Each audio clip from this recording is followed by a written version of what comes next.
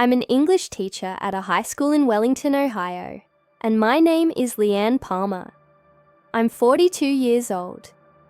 I am about to tell you about a very close call with death that happened when Jesus showed me the shocking truth about angels. I saw and felt something that completely changed how I think about the spiritual world that lives beyond our physical world. But first, let me know where you are listening. Even though we're not together, it will be nice to feel closer. Don't forget to mark this story as liked and share your thoughts on what you thought about it. Let's talk about this in an honest way so we can all learn from each other. Have fun listening. I felt like I was dead for 20 minutes and 36 seconds on September 25, 2022. I got to school early to study for my literature class for advanced credit. As a teacher at that school for many years, I had made that drive a million times.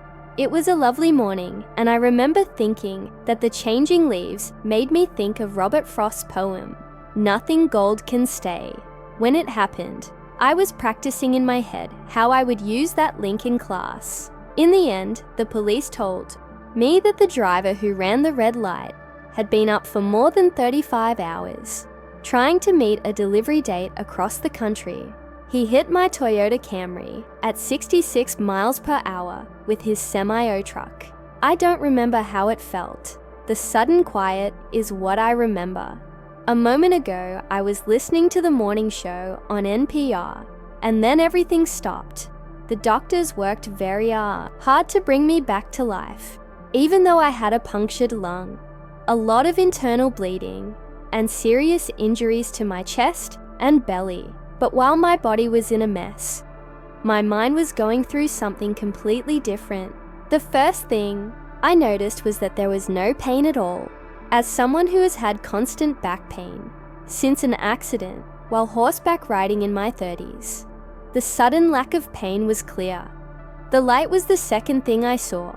People who have been very close to dying often describe it as a bright light, but that's not quite right. This light was living. It was aware, had a purpose, and most of all, it was filled with love. It felt like pure, liquid love was all around you. I found myself in a huge area, filled with this live light. I was very aware of my presence. Even though I couldn't see my body, I could think straighter than I ever had before. It was like someone had finally cleared the view from the foggy window I'd been looking through my whole life. I heard his voice at that point. I knew right away that it was Jesus, even though he didn't look like the usual pictures of him that you see in churches. He lived in light, and being around him filled me with such deep love and knowledge that I felt like I was crying with joy, even though I wasn't, physically. "Leanne," he spoke, but you couldn't understand what he said. It felt more like pure thought and understanding were being sent straight into my mind. You've thought about my messages, right? I realized all of a sudden that I had. What made some people have deep spiritual experiences, while others never had a single magical experience in their whole lives? I had been thinking about these questions, but hadn't said anything about them until now. What happened next was really cool. Jesus started to show me what I can only call layers of reality that are present at the same time as our physical world.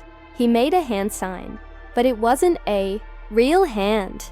Suddenly we were moving through what seemed like different worlds. The first thing he showed me was what looked like an endless web of light, made up of billions of points of light linked together by divine energy lines. He said that these are souls. Every single one moves at a different frequency, like the notes in a never-ending symphony.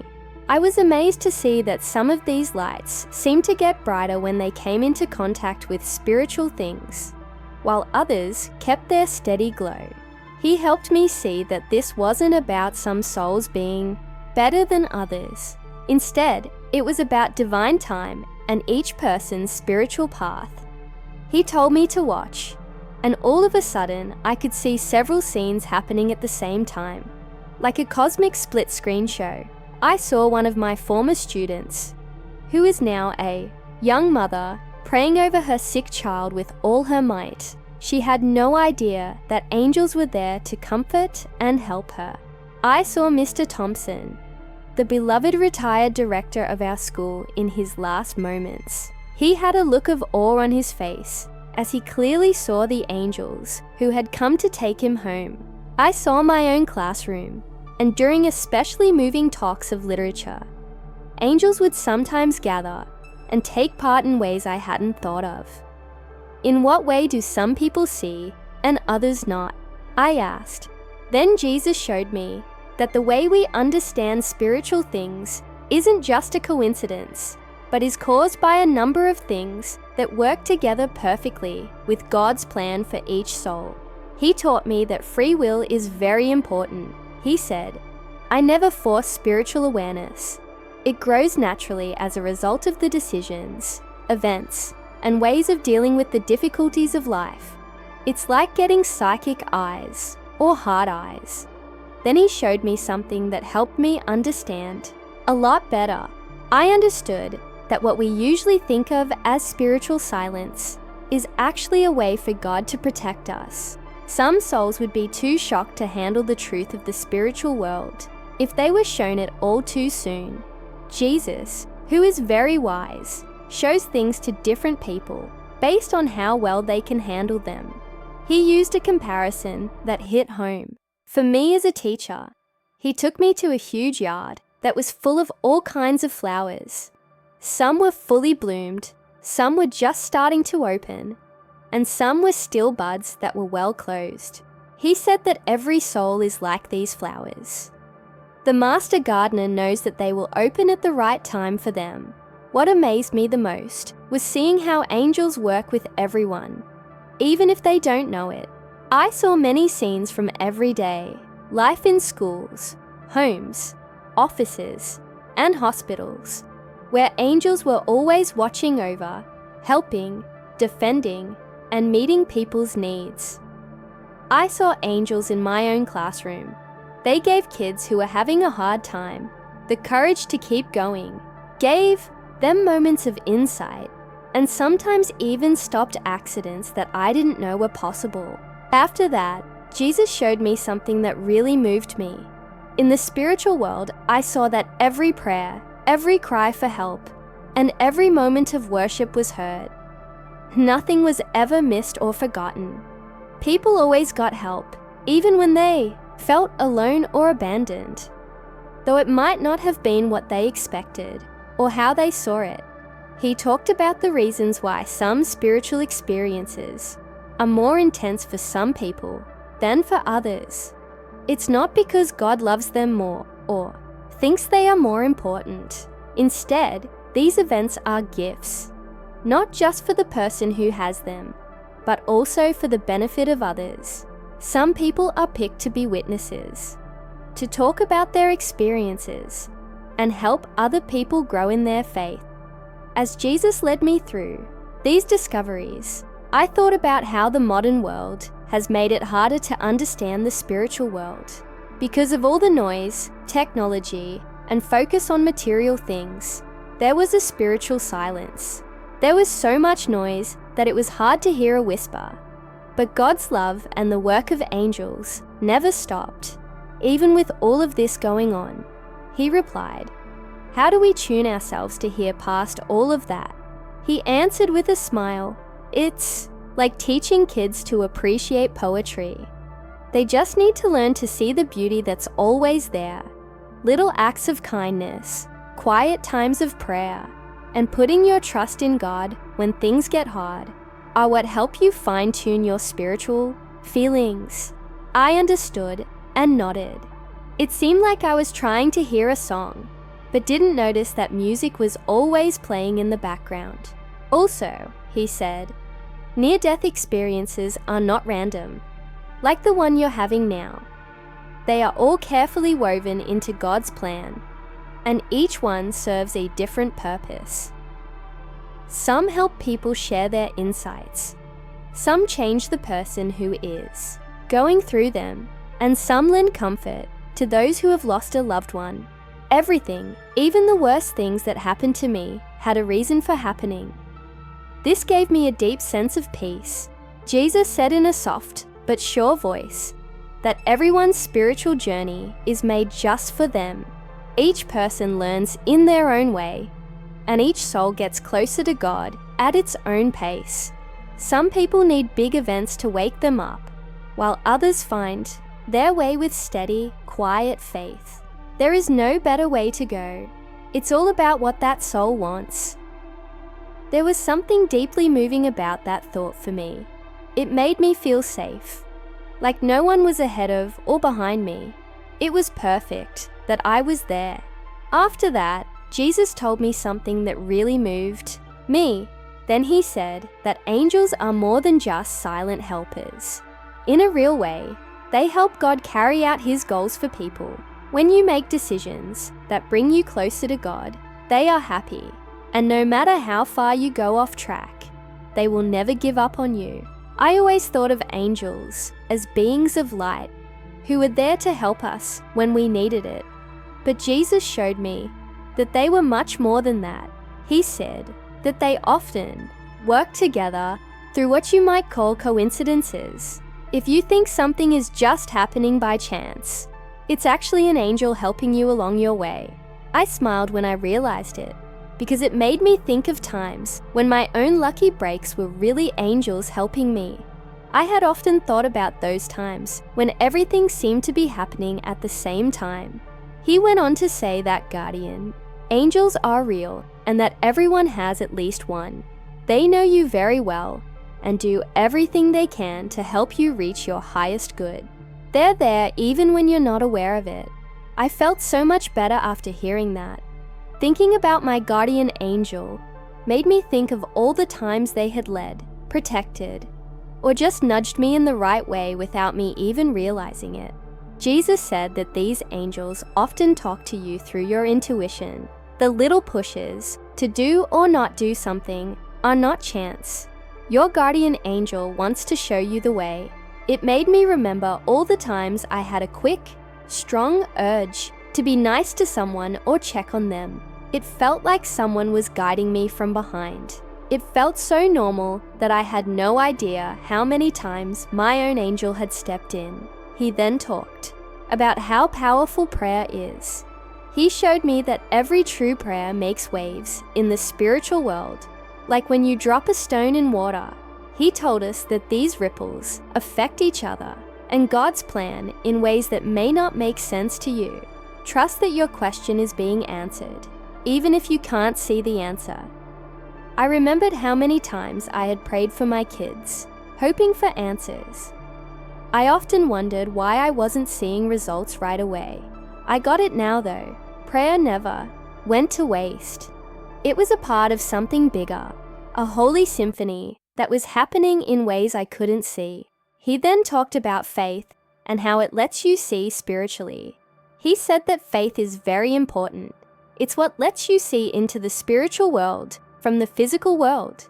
People who believe, even though they can't see, are often the ones who see the most. I thought about the times when I had big questions. Now though, I saw faith as a lens that sharpened my spiritual view and let me see things other people might miss. He also said that some people are briefly blocked from seeing spiritual realities when they are just starting out on their spiritual path. This is not as a punishment, but as a way to keep them safe. He told me that their souls need time to get strong in their faith before they can handle the light of spiritual knowledge. It made sense. People sometimes have their awakening later in life because they aren't ready to fully understand or process spiritual truths until they have a stronger faith. Jesus said in a soft voice that pride is like a curtain that hides heavenly things. Being humble, on the other hand, makes you more spiritually aware. This really made sense to me. Sometimes, life made me let go of my pride and believe in something bigger, and those times left me feeling humble. I felt closer to God and more open to His direction at those times. He also talked about forgiving. Keeping anger inside is like covering your eyes with a fog. The fog clears up when you forgive. I thought about how hard it had been for me to forgive in the past, but how letting go had always made me feel better.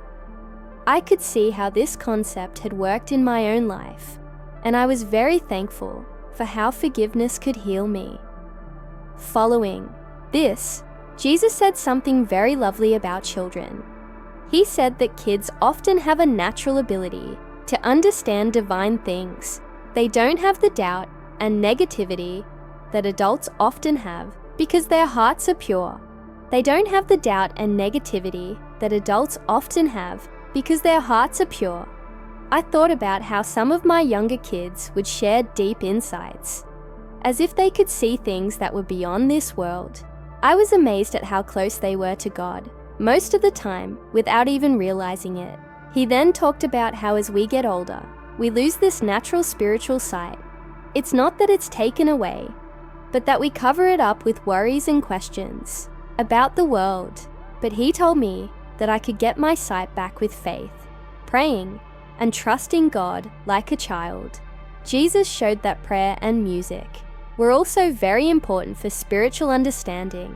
He said that when you pray or sing praises with sincerity, you open up windows of light in the spiritual world. Worship makes it easier for angels to help you. This moment was very important to me. I remembered times in class when we read or studied poems or literature with religious themes. Those times seemed to make the room feel more open, like we were all closer to God. Jesus also showed me how different kinds of prayer changed how I saw the heavenly world. He said that the best way to become spiritually aware is through contemplative prayer. Quick prayers that are done automatically don't work as well. I learned how important it is to take my time, be present in prayer, and connect with God in a real way. The quick, scattered prayers I said before my NDE seemed so far away now that I was learning how to say deep, focused prayers. He then talked about how strong love is. He said that when you really love someone, you build mental bridges. They work in your life and the lives of the people you love through these bridges. Just a kind word or a moment of support can sometimes make someone's day better. This made me think of how much I love my kids. Jesus had just taught me more about what love did in the spiritual world that I couldn't see. Finally, he talked about pain and how it affects how we see heavenly things. Even though no one wants to suffer, it can sometimes break through your regular perception and help you see spiritual truths you would have missed otherwise. I thought about my own pain and the hard times I had had because of my long-term sickness. Even though it had been hard, I could now see how my pain had helped me learn more, grown closer to God, and become more open to His direction. As we talked some more, Jesus told us that when people gather together, it makes a spiritual space where angels can show up and help people. When people worship together, they make a dome of light where angels can work more freely. He said, this was why those times of worshiping together and having deep conversations in class had been so life-changing. We had made a place that was perfect for spiritual discovery. He then talked about how our words and thoughts affect the heavenly world. He smiled and said, positive faith-filled words make beacons of light that angels can use. Because of this, it is very important to think about what is real, good, pure, lovely, and admirable. When we talk with faith, I saw how much our words could change the world around us. I also realized how important it was to say nice things, especially as a teacher. Last, Jesus told us something about death and spiritual battle. For your own peace of mind, there are battles being won for you that you shouldn't see. They are working behind the scenes to keep you safe from mental harm. He told me to watch as he showed me how angels watch over every soul that dies. No one dies by themselves. Even though I hadn't seen them in years, he knew what was on my mind. He told me that all of them were with someone. There were angels with each of them who helped them go and comforted their families. Angels are always around helping and calming people, even when no one else is around. They help both the dying person and their loved ones get through the process. I felt so thankful because I knew that the people who had died had never really been alone. At that moment, I felt a familiar pulling feeling. He said in a soft voice, "Your time to come back is almost up. First though, understand this." He taught me that angels can work through our memories to bring us just the right Bible verse, song, or word of encouragement at the exact moment we need it. These memories aren't just happening by chance. They were planned to help people feel better spiritually. In his words, this is why it's so important to think about good things. They become the source from which angels can get power and comfort when we need it. Just as the vision was ending, Jesus spoke to me one last time. Tell people what you've learned. Remember though that everyone's trip is different. I trust that my timing will help them see spiritually. The pull got stronger, and I became aware that I was back in my body, surrounded by medical tools and the worried looks of nurses and doctors. The medical staff was amazed at how well I got better. Later, they told me that my heart started beating again, just as they were about to say I was dead. The trauma surgeon said it was the strangest thing he had ever seen in 27 years of work. What I learned in those 21 minutes and 37 seconds helped me understand why some people see angels and others don't, and more importantly, why that's acceptable. There are angels in our lives all the time, even when we can't see them. There are people who can see them for certain reasons in God's plan, and there are people who must walk by faith instead of sight. There is no better way to do things. It's just how God works in our lives in different ways. All of us are loved by God, even if we can't see the angels He sends. That was the most important thing I learned.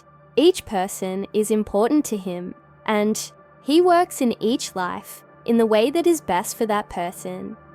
Do not give up if you have never seen an angel. Whether you can see them or not, they're there working for you. If you've had spiritual visions or encounters, know that God doesn't give them to you to make you feel special. He gives them to you so that you can encourage others and share God's love.